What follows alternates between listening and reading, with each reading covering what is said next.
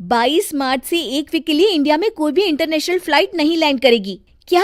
तुझे कैसे पता? हेलो ऐप से। देख, ये है हेलो ऐप। जैसे ही आप हेलो ऐप डाउनलोड करते हो, उस पर सर्च बार में हेलो ट्रेंड्स मिलेंगे, जिसमें सभी ट्रेंडिंग न्यूज, वीडियोस, आर्टिकल्स मिलेंगे। उससे आप डे टू डे इन्फॉर्मेशन से अपडेट रह सकते हो। ये तो बहुत अच्छा ऐप है। मैं अभी डाउनलोड करके खुद को अपडेट करती हूँ।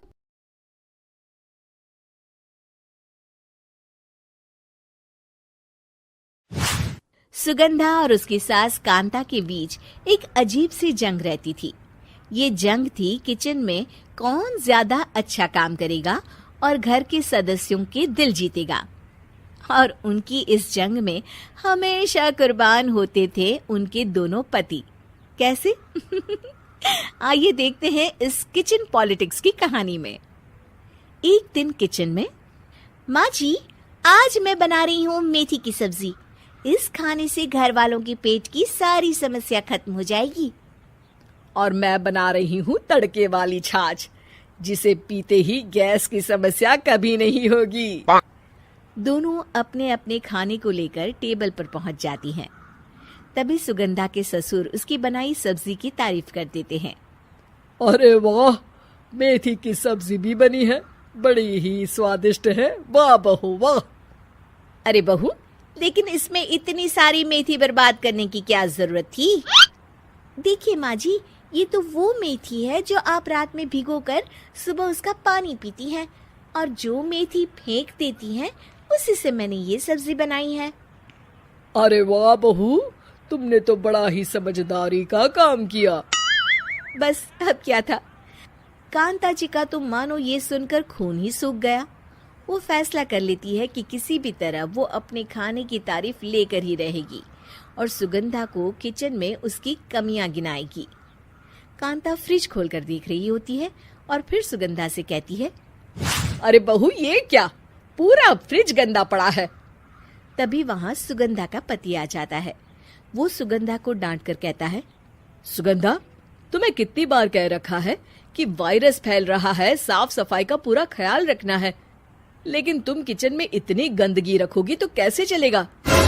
सुगंधा सास की तरफ देखती है, जहां वो मुस्कुरा रही होती है। सुगंधा समझ जाती है कि सास ने उससे बदला लेने के लिए ये सब किया है। दोनों रात के खाने की तैयारी में लग जाती हैं। दोनों ना एक दूसरे की तरफ देखती हैं और ना ही एक दूसरे से बातें करती हैं। रात को खाने की टेबल पर एक एक कर दोनों कई तरह के अलग अलग व्यंजन टेबल पर लगा देती हैं और अपने अपने पति के पास जाकर खड़ी हो जाती हैं। अरे खाइए जी खाइए, मैंने बड़ी मेहनत से बनाया है। प्लेट में वो खाना डालती हैं। सुगंधा भी दोनों की प्लेट में खाना डालते हुए कहती है, बड़ी ही मेहनत लगी है इस खाने को बनाने में। हाँ, दोनों को ना चाहते हुए भी सारा खाना खाना पड़ता है। कहीं दही तो कहीं मलाई तो कहीं मसाला। और इन सब के बाद दोनों बड़ी ही मुश्किल से अपने कमरे में सोने जाते हैं। लेकिन अगली सुबह सुगंधा का पति चिल्ला रहा होता है, हाय रे, हाय मेरा तो पेट खराब हो गया। हाय माँ, बहुत दर्द हो रहा है। तो वहीं कांता के कमरे से भी कुछ ऐसी ही आवाज आने लगती है।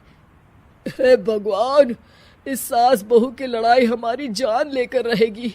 जाओ कोई डॉक्टर को बुला कर लाओ। डॉक्टर आते हैं। दोनों को देखकर कांता और सुगंधा से कहती हैं, देखिए, आप दोनों इन्हें खाने में हल्का ही दीजिएगा। हो सके तो रात का खाना जल्दी खाया करे और वॉक किया करे। इतना कहकर डॉक्टर वहां से चले जाते हैं। जिसके बाद एक बार फिर से दोनों बहुएं किचन में जाती हैं और खाना बनाने में लग जाती हैं। रात में खाने के टेबल पर दोनों एक बार फिर से खाना लगाने लगती है। पापा जी, मैंने ये पतली मूंग की दाल की खिचड़ी के साथ ये पापड़ और पुदीने की चटनी भी बनाई है। अरे बहू, अभी अभी बेचारे पेट की बीमारी से गुजरे हैं। इतना भारी खाना तो डॉक्टर ने भी मना किया है ना। देखिए, मैंने आप दोनों के लिए सूप बनाया है। और दोनों उन लोगों की प्लेट में खाना डालने लगती हैं। तभी दोनों एक साथ बोल पड़ते हैं, बस करो, हमें माफ करो। हमें नहीं खाना इस घर में, ना खिचड़ी और ना ही सूप। हम इंसान हैं, एक वक्त में एक ही खाना खा सकते हैं। बस करो, हमें माफ करो, हमें नहीं खाना इस घर में। ना खिचड़ी और ना ही सूप। हम इंसान हैं, एक वक्त में एक ही खाना खा सकते हैं।